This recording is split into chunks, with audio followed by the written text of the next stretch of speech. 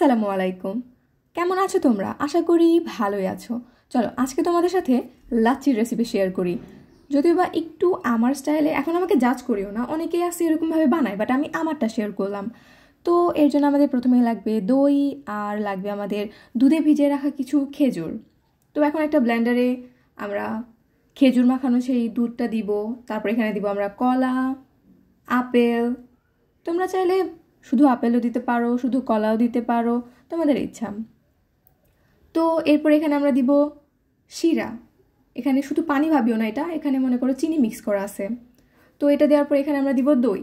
দই তোমরা তোমাদের ইচ্ছা মতো দিবা, কেউ দই পছন্দ করে বেশি, কেউ কম, তো ইচ্ছা মতো দিবা আর কি। তো দই দেওয়ার পর এখানে আমরা দিব দুধ, পরিমাণ মতো আর কি দুধ। আর এরপর এখানে দিব কয়েকটা বরফ। তোমরা চাইলে বরফ পরেও দিতে পারো, সমস্যা নাই। আর চাইলে এখানেও একবার দিতে পারো।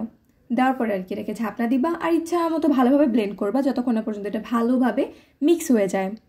তো এর জন্য একটু সময় নিয়ে ব্লেন্ড করবা।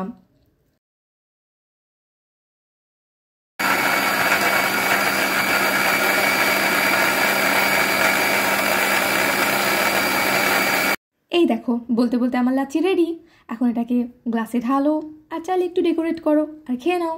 ব্যাস, তোমরা অবশ্যই এটা বাসায় ট্রাই করিও। আর আচ্ছা, তোমরা ইফতারিতে কোন শরবত সব থেকে বেশি পছন্দ করো আমাকে অবশ্যই জানিও। তো আজকের জন্য এই পর্যন্তই। ভালো থেকো, সুস্থ থেকো, আল্লাহ হাফেজ। আর তোমাদের সাথে দেখা হবে অন্য কোনো ভিডিওতে। টাটা।